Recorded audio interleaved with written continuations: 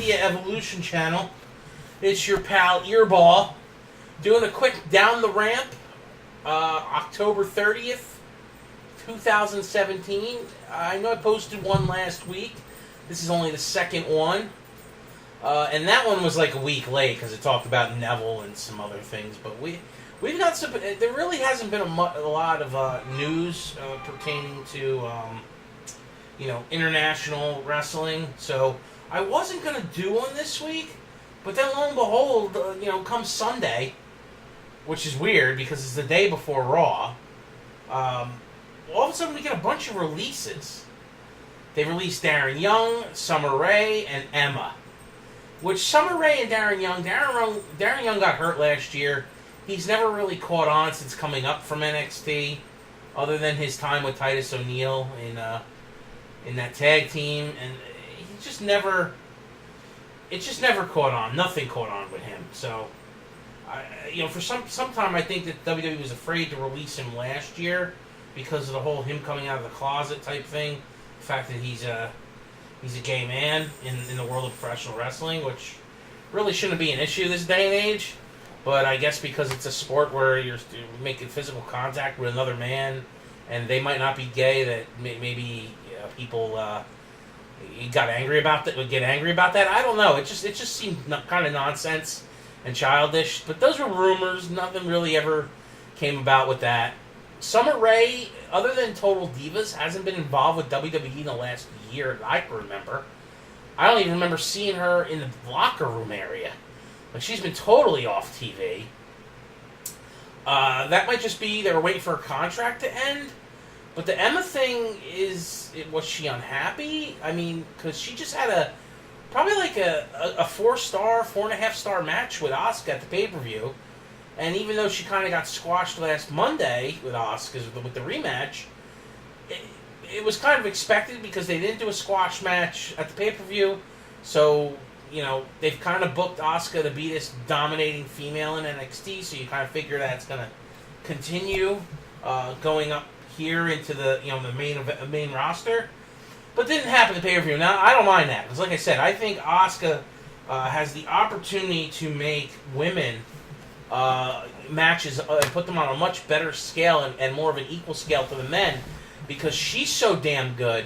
She's going to elevate the women's division for Monday Night Raw, even though there are some really good women. Emma was one of them. Emma's not a bad wrestler. Her mic skills were average, but her in-ring was above average. So even if that still makes her an average performer, she's a beautiful girl. Why wouldn't you want her there?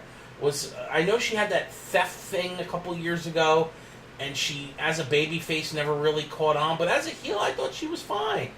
Other than she had that stupid angle they were trying to do, like, with her being Emelina, like, it just...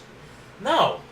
Now, does this mean Zack Ryder's on his way out? Because he is dating Emma.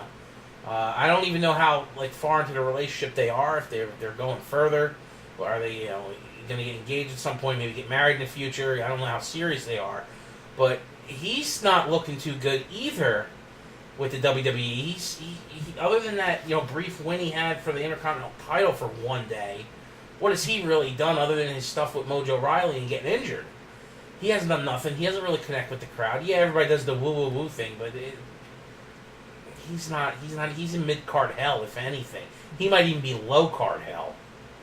So I wouldn't be shocked if he books out of the company too and asks for a release, because they're really all they're going to do with him is have him feud with Mojo at some point. So what's the point of him staying? There's so much anger with these wrestlers right now at creative, with Neville leaving. He doesn't want to be in the WWE. I think he's put for his full release. So he'll have probably a 90-day no-compete clause, and then he'll be back on TV somewhere else, probably for the Indies, maybe Ring of Honor or something.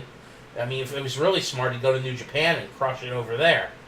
But and then you got this whole thing with Nia Jax, who is a relative of The Rock and the Samoan heritage between the Wild Samoans, Jimmy Snuka, and the Maiavias. She's part of that family, that clique. And to think that they're not making her happy That's bad. Because yes, there's going to be favoritism. Vince is going to be particularly favorable to anyone of that family line. He always has been. They're great workers. They've been, you're talking 3 and 4 generations worth of wrestlers that have given their blood, sweat, and tears to the business. Some of them have actually died, not in the ring, but subsequently because of taking performance enhancers that screwed up their heart. And not saying that Vince ever forced them to do it, but they did it because they wanted to perform at the level, the constant top level that they could. It's usually why athletes cheat. Using performance enhancers and steroids and stuff, it's cheating, but it's cheating to stay relevant. Because once you're on top, you want to stay on top as long as possible because of the money factor.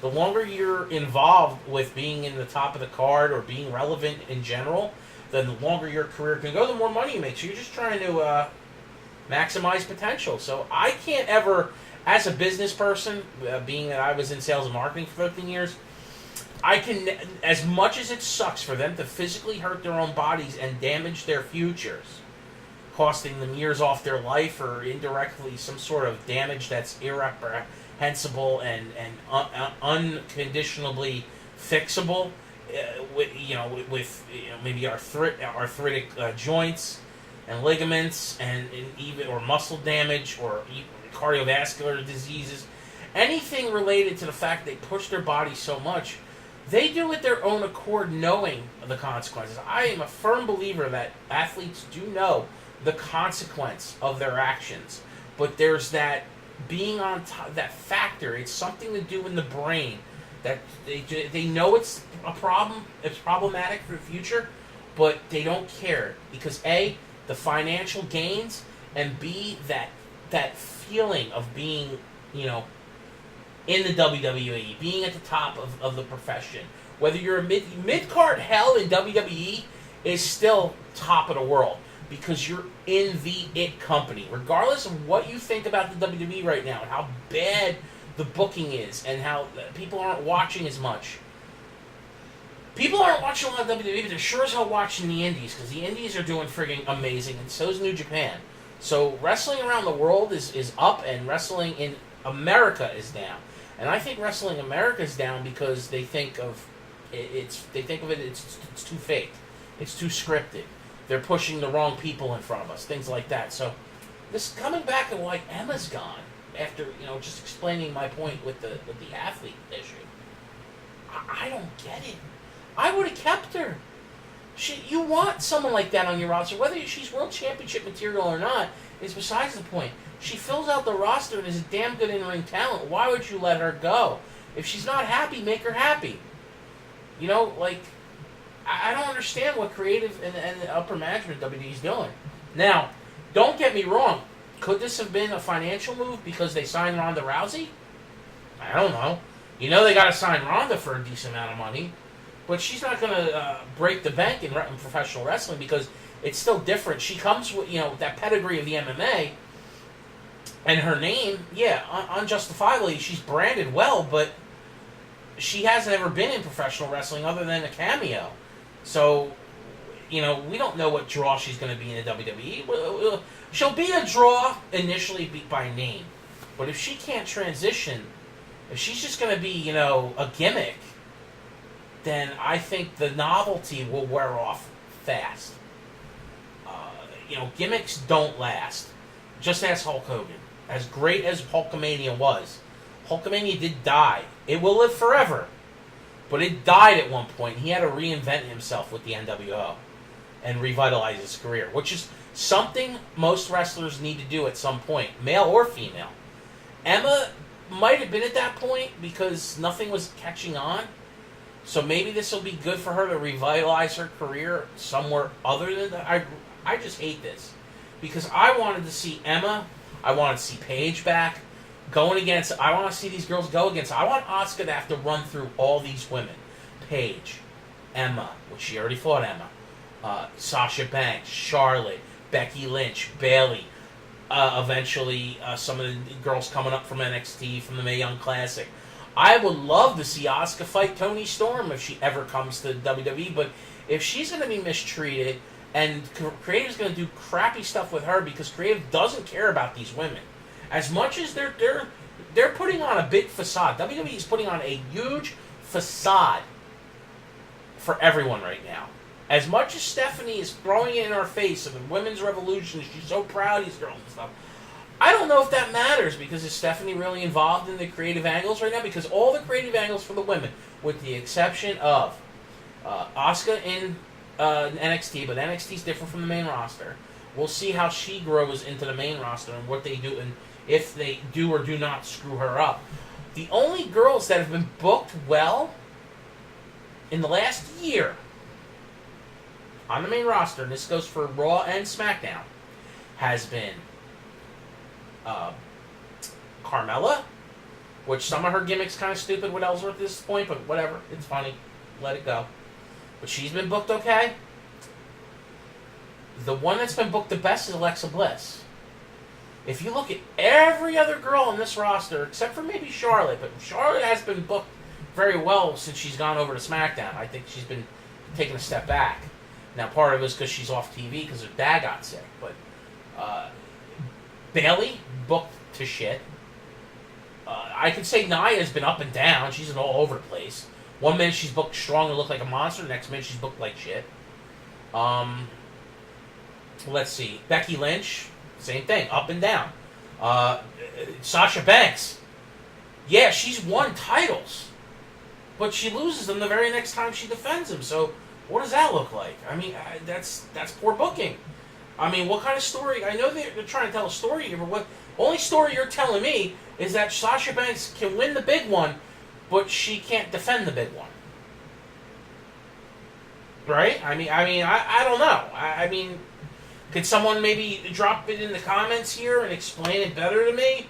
Because I sure as hell don't know where they're planning on going with Sasha Banks. One minute do they hate her, one minute do they like her. I mean, I know she says some stupid stuff on Twitter, but the Twitterverse basically, makes people say stupid stuff all the time. I mean, look at the volatility of the market when it comes to politics and our own president. The minute Donald Trump says something, the vultures come out and pick the carcass, and then the hyenas drag away the body. So Sasha says something stupid, and they kind of attack her too. I mean, look, over the weekend, Leo Rush said something stupid, and boom, he gets attacked.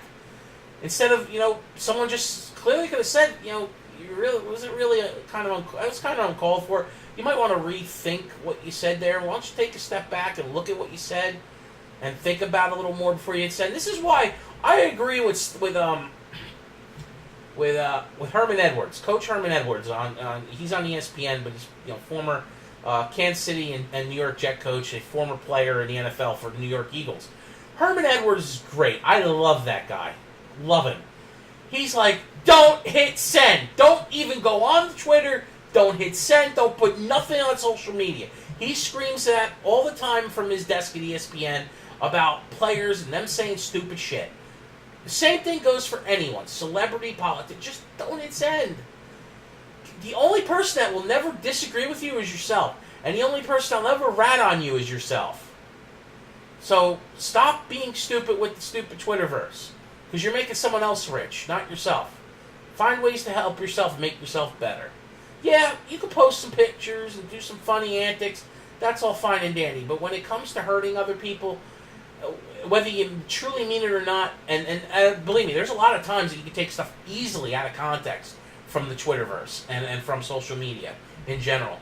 Because you cannot. Now, I know this from taking psych in college. You cannot justify words to emotion. You can't. You can't get a physical. You can't see their physical reaction. You can't read their body language or facial expression, nothing like that. And you can't pick up their voice. You can't hear their tone of their voice of how they're, saying the words that are coming out of their mouth. Because you could tell if the person's upset or not upset, or if they're just giving a generalized statement. You can tell from the tone of their voice. Just like you can from listening to my podcast and how I think of stuff. You can tell that, periodically I don't know the hell WWE's doing, and other times I'm just giving you my opinion. And you can hear that in the tone of my voice. So, that's the unfortunate side effect of social media.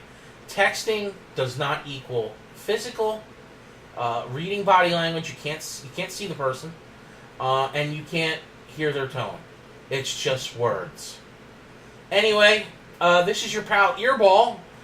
I'm going to end it right here for this episode of Down the Ramp. I know it's not that long, but there really wasn't that much to talk about. I'm hoping to do these once a week, but if they don't happen once a week, that's fine. It all depends on what's the news out there in professional wrestling around the world. And I am still working on other avenues of posting content on the YouTube channel besides professional wrestling and WWE. So come back tomorrow on Tuesday, and I'll have a Raw review for this week's Raw, and the same thing Wednesday for a SmackDown review. And I should even have a WWE Supercard video coming up for the Halloween, the culmination of hatching pumpkins in the Halloween event that's been going on in that game that culminates tomorrow, October 31st. So, once again, this is Eirbal. Follow me on my social media platforms on Twitter, and subscribe and like the channel and spread the word and join the Eirbal Army. This is Eirbal. Peace!